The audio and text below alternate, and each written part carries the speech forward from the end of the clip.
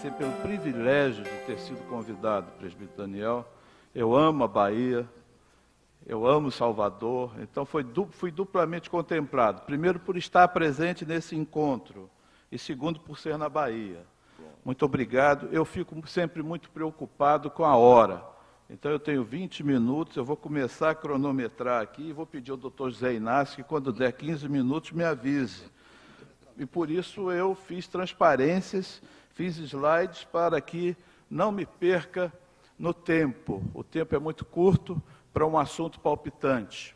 E o desafio é a ação social na prática, mas visando, focando a importância da ação social para o crescimento da IPB.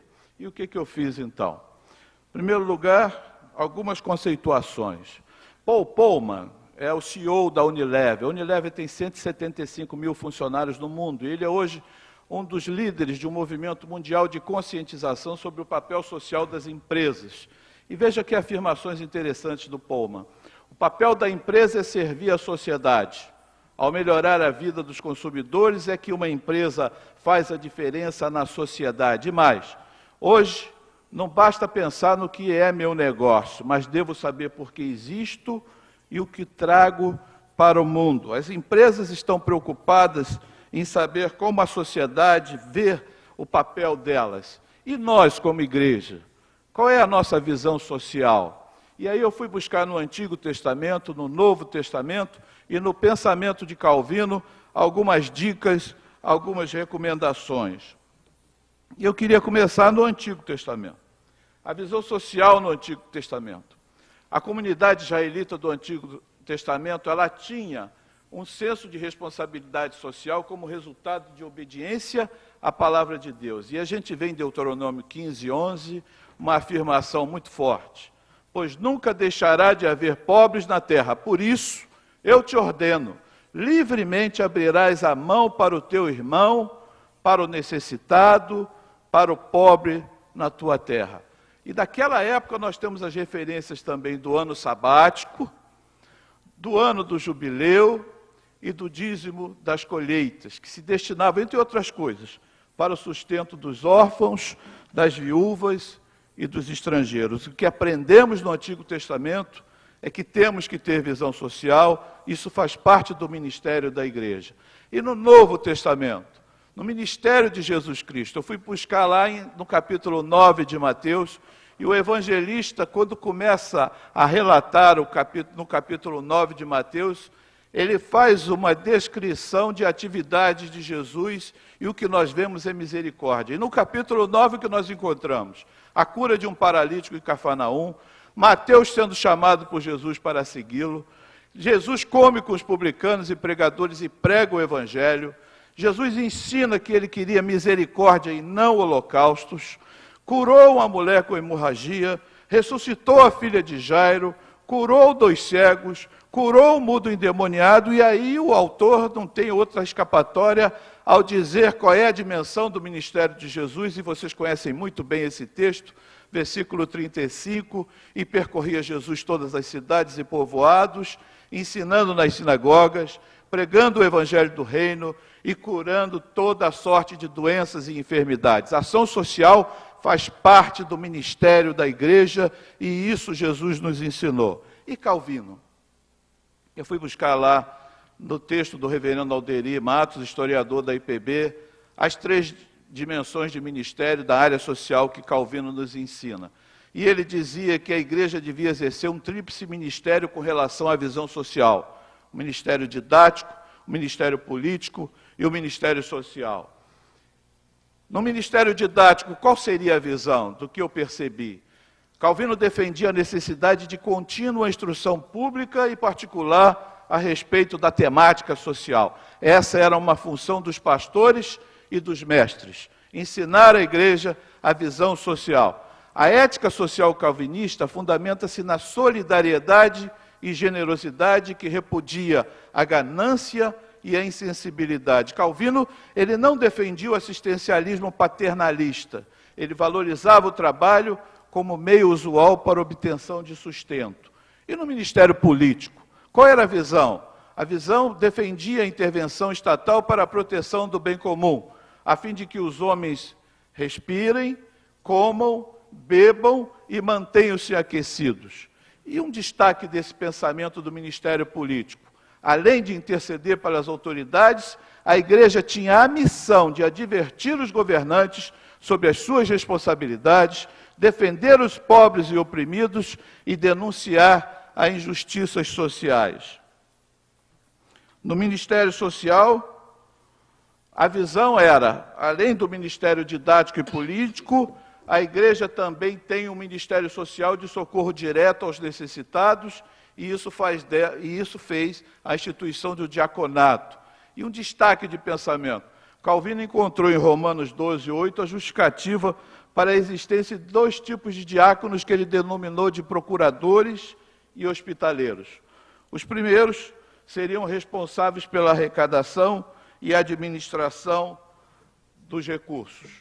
E os segundos, os hospitaleiros, dedicavam-se ao cuidado direto aos pobres e sofredores. Daquela época surgiu o Hospital de Genebra, o Hospital Geral de Genebra, e o Fundo Francês, que acolhia a milhares de pessoas que, refugiados, chegavam em Genebra em busca de socorro, em busca de alimento, em busca de atenção às suas enfermidades. Eu gosto muito de um texto que o reverendo Augusto Nicodemos fala a respeito dessa visão calvinista de responsabilidade social e da necessidade da Igreja estar sempre cobrando dos governantes as suas responsabilidades sociais. E o reverendo Augusto fala assim: creio que a Igreja brasileira, e especialmente os reformados, deveria se envolver em todos esses aspectos de discussão sobre política social, sobre condenação às injustiças sociais, usando os meios apropriados, lícitos e legais para protestar, advertir e resistir à injustiça social, usando a pregação da palavra para chamar ao arrependimento os governantes corruptos, e como existem, né? E os ricos opressores e os pobres preguiçosos, e exercitando obras de misericórdia e assistência social através de uma diaconia treinada e bem preparada. Trazendo para os nossos tempos. Eu não sei se temos assistentes sociais aqui, se tiver, me perdoem, eu vou fazer uma apropriação mais simples aqui de termos técnicos.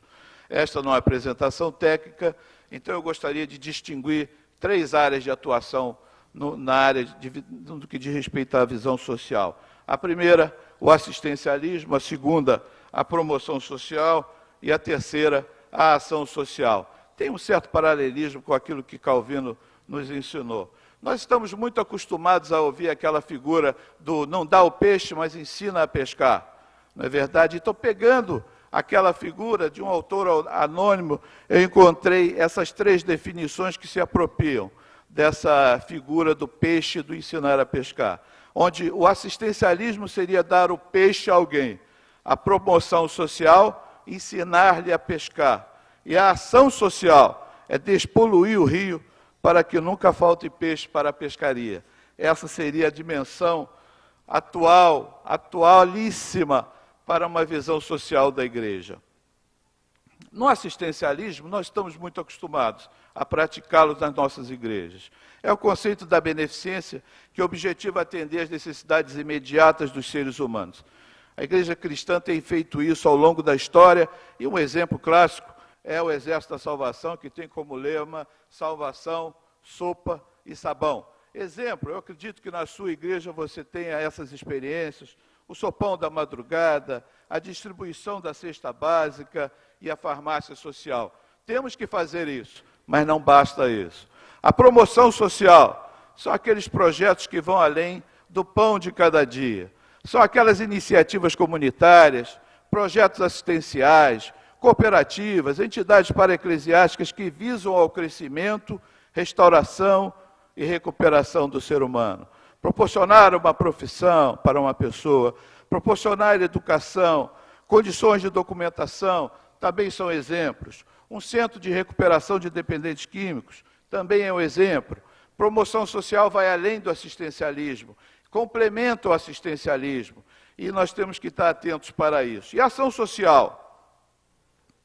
A ação social procura ir além das causas da violência, da desigualdade social, do desrespeito aos direitos humanos, no combate a tudo que contribui para a miséria social e econômica, e nós temos os textos, nós temos na Bíblia as manifestações dos profetas Isaías, Oséias, Miqueias e Amós. É disso que nós estamos falando. É essa visão profética que a igreja não pode perder de vista nunca. Despertar o povo para a educação política, a fim de que o cristão exerça com responsabilidade a sua cidadania política e assuma a direção em postos chaves da sociedade. É essencial. Participar dos conselhos comunitários e dos projetos de interesse comunitário é uma forma de marcar a posição e praticar a ação social. O presbiteriano tem que estar presente nesses momentos. O presbiteriano tem que marcar a posição. Nós somos muito respeitados por isso. Qual é o nosso desafio, então, meus irmãos? Quantos minutos, hein? 10 minutos? Talvez eu esteja correndo muito, mas é a preocupação. Qual é o nosso desafio, então? Encontrar o melhor modelo para a nossa igreja. Além do assistencialismo, temos que pensar em outras formas de atuação na visão social. E ter em mente que os pilares de um bom projeto social são a sustentabilidade institucional, a gestão e a governança. São muitos os exemplos de projetos que foram bem-sucedidos no passado, mas que hoje causam muitos problemas para os seus mantenedores. Eu não vou citar nomes, mas na área hospitalar, nós temos mais exemplos de hospitais evangélicos que passam por graves crises do que hospitais evangélicos bem-sucedidos. Lá no Rio, eu posso falar porque não está na mão de evangélicos, mas lá no Rio, o primeiro hospital evangélico do país, que foi inaugurado por americanos, está hoje arrendado a um grupo econômico que não tem compromisso nenhum com a história daquele hospital. Existem exemplos de hospitais evangélicos bem-sucedidos, mas muitos hospitais evangélicos passam hoje por falência total. Orfanatos não existe mais, a legislação não permite. Mas nós temos muitos exemplos de instituições evangélicas que iniciaram como orfanatos e que depois não conseguiram se adaptar aos novos tempos. No Rio de Janeiro, nós temos o Instituto Presbiteriano Álvaro Reis, que era o orfanato presbiteriano criado por Álvaro Reis. Eles conseguiram criar uma forma de se sustentar e de se adaptar aos novos tempos. Não existe mais internação, mas existem projetos de desenvolvimento cultural e eles vão muito bem. Mas muitas instituições fecharam as portas. Abrigos de idosos, certamente que nós devemos conhecer nas experiências das nossas regiões, muitos exemplos de instituições que não conseguiram se adaptar ao Estatuto do Idoso e muito menos às exigências da vigilância sanitária, que são cada vez mais acirradas, cada vez mais leoninas, e nós temos também muitos abrigos de idosos evangélicos que passam por sérias dificuldades. Lá no SAS, lá na Amor e Vida, para os irmãos terem uma ideia, nós temos 4 instituições que acolhem 300 idosos, 75% deles moradores de rua. Temos um convênio com o governo e não recebemos há 9 meses. Numa situação de extrema dificuldade. Aliás, o Estado do Rio de Janeiro precisa de muita oração, porque a situação do Estado é de falência quase total. E as creches? Não vou citar nome, mas uma igreja nossa no Rio de Janeiro agora acabou de fechar a sua creche, que custava R$320 mil por ano, não tinha nenhum convênio e estava recebendo uma pressão muito forte de fiscalização trabalhista e de normas da Secretaria de Educação. E a igreja resolveu, depois de alguns anos de dúvidas, resolveu fechar a creche sem deixar de levar em conta um grande prejuízo financeiro. Não existe mais a possibilidade de fazer filantropia sem estar preocupado com a legislação trabalhista. Finalizando, quantos minutos? 5 minutos. Pode usar 10 mil. Não apoiado, estou querendo lhe ouvir também. Finalizando, meus irmãos, a sociedade confia na igreja. Não sei se está claro aqui, o IBOP, ele tem um setor chamado IBOP Inteligência. E em 2015, ele fez uma pesquisa com 2.002 pessoas em 140 municípios, a confiança nas instituições. Então, de 0 a 100, Corpo de Bombeiros ganhou em primeiro lugar, 81. Mas em segundo lugar, aí as igrejas, e aí não estabeleceu se era igreja evangélica, católica, a igreja foi considerada, nessa pesquisa, como a segunda instituição mais confiável para os brasileiros. Partidos políticos, está lá no final, né? Não sei porquê, Congresso Nacional, Presidente da República 22, mas a igreja, e graças a Deus a igreja presbiteriana se enquadra nessa visão, a igreja é respeitada pela sociedade, e aí eu faço o link com aquela visão do Pullman, dos empresários que estão preocupados como a sociedade está vendo eles, e que se preocupa em melhorar a sua imagem perante a sociedade confia na igreja. E nós não podemos perder essa confiança da sociedade. Temos um compromisso bíblico e histórico com o social, não há dúvida disso. Nós temos esse compromisso. E como mordomos, temos que identificar qual é o melhor modelo a seguir. E qual é o melhor modelo a seguir? Convencidos, e aí já respondendo a pergunta que o doutor Daniel nos deu, convencidos que a ação social efetivamente pode contribuir para o crescimento da Igreja Presbiteriana do Brasil, temos que decidir qual é o melhor modelo para a ação da nossa igreja local. Assistencialismo, promoção social, ação social, sabendo que assistencialismo nós não vamos poder abrir mão nunca. Sozinhos, ou em parceria, ou em consórcio com outras igrejas. O site do Conselho de Ação Social da IPB informa que existem cerca de 500 entidades operantes na Igreja Presbiteriana do Brasil e mais de 1.000 projetos. Vamos conhecer esses projetos? Vamos pensar em parcerias? Fazer sozinho cada vez é mais difícil, meus irmãos. Mas se decidirmos fazer uma instituição, uma entidade, um abrigo, um projeto, uma creche, ou se decidirmos nos unir a outras igrejas para desenvolver um projeto maior, uma entidade, eu queria lhes alertar. Nós temos que ter em mente 3 pilares. E não importa se é projeto social. Eu não sou empresa, sou projeto social. Você hoje é cobrado como se fosse uma empresa ao desenvolver um projeto social. Então pense em 3 pilares. O primeiro, sustentabilidade institucional. Para sobreviver e avançar, as organizações precisam desenvolver harmonias entre gestão e missão institucional, visando base social, legitimidade e relevância de missão. Não existe coisa pior para uma organização do que perder a sua relevância de missão.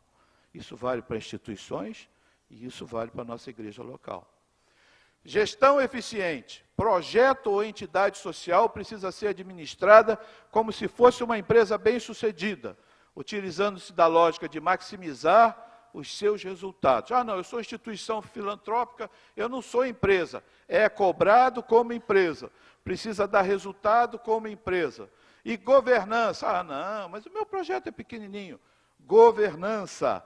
Projetos ou entidades sociais precisam ter governança, um conselho, mesmo que seja pequeno, um conselho de efetividade, pois elas, as instituições, não têm proprietários de interesse econômico, mas elas se constituem em organizações de interesse de toda a sociedade. Não deixe criar uma instituição, um projeto social sem ter um conselho, ainda mais se envolver igrejas de outras denominações. O que a gente vê em alguns projetos, principalmente de hospitais evangélicos, é uma crise de governança. Governança é fundamental. Como presbiterianos, nós sabemos muito bem disso. Caminhando para o final, eu peguei esse texto na Bíblia de Estudo de Genebra. Eu gostei muito dele. Ele está na página 1267 da Bíblia de Genebra. E é um comentário, um daqueles comentários que tem na Bíblia de Estudo. E ele fala sobre a missão da igreja no mundo, na visão de João 20, 21, quando Jesus nos envia. E ele diz, a tarefa dada à igreja tem 2 partes. Primeiro, e fundamentalmente, é obra de testemunho perante todo mundo, fazendo discípulos e plantando igreja. Essa é a nossa primeira missão. Mas, em segundo lugar, todos os cristãos são chamados para realizar obras de misericórdia e compaixão, confiando no mandamento de Deus para amar ao próximo, Os cristãos devem responder com generosidade e compaixão a todas as formas de necessidades humanas. Jesus curou doentes, alimentou famintos e ensinou ignorantes. E os que são novas criaturas em Cristo devem pôr em prática a mesma compaixão. Ao agirem assim, darão credibilidade ao Evangelho que pregam a respeito de um Salvador, cujo amor transforma pecadores naqueles que amam a Deus e ao próximo. Sobre essa questão do crescimento da igreja, que o presbítero Daniel nos desafia, eu fui ler no Ultimato Online um artigo extremamente interessante, que fala sobre a responsabilidade social da igreja nos 300 primeiros anos do cristianismo. Está em Ultimato, eu não consegui identificar o autor, e eu fico muito preocupado de citar sem dizer o nome do autor. Mas duas coisas me chamaram a atenção. A primeira, que nos 300 primeiros anos, porque 300 e pouco Constantino oficializa a igreja cristã como igreja oficial e fez isso por esperteza, porque os cristãos cresciam de uma forma impressionante, mas algo que me chamou a atenção é que o autor diz que nos anos 165 depois de Cristo e 261 depois de Cristo, Roma foi assolada por grandes epidemias. Em 165 varíola, em 261 rubéola. E essas epidemias levaram cerca de 1/3 da população a morrer. Os pagãos fugiram da cidade, os cristãos ficaram. E os cristãos tiveram uma ação de socorro às vítimas que impressionava as pessoas. E ele cita uma carta do bispo de Alexandria, Dionísio, quando ele fala acerca daquele comportamento dos cristãos naquela época, que os valores cristãos de amor e caridade, desde o início, foram traduzidos em normas de serviço social e de solidariedade comunitária.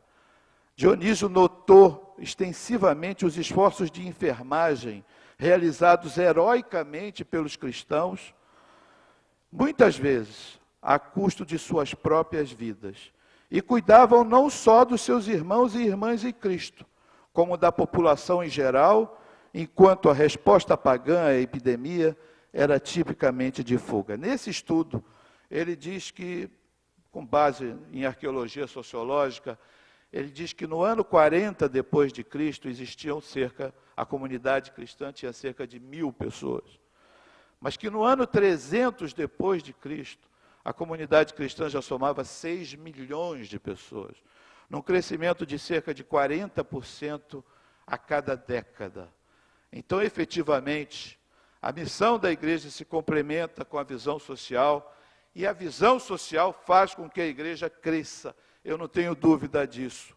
Encerrando, meus irmãos, Jesus nos ensina, em Mateus 5,16, ele fala: assim brilhe também a vossa luz diante dos homens, para que vejam as vossas boas obras e glorifiquem a vosso Pai que está nos céus. As boas obras glorificam a Deus.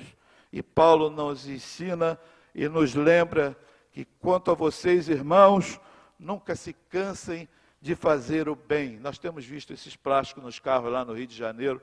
No fazer o bem não cansa ninguém. Fazer o bem é missão da igreja. Precisamos apenas ser bons mordomos, encontrar os melhores modelos, mas nós não podemos abrir mão desse ministério e, definitivamente, ele impacta no crescimento da igreja. Assim eu creio e eu espero ter cumprido o meu horário. Obrigado.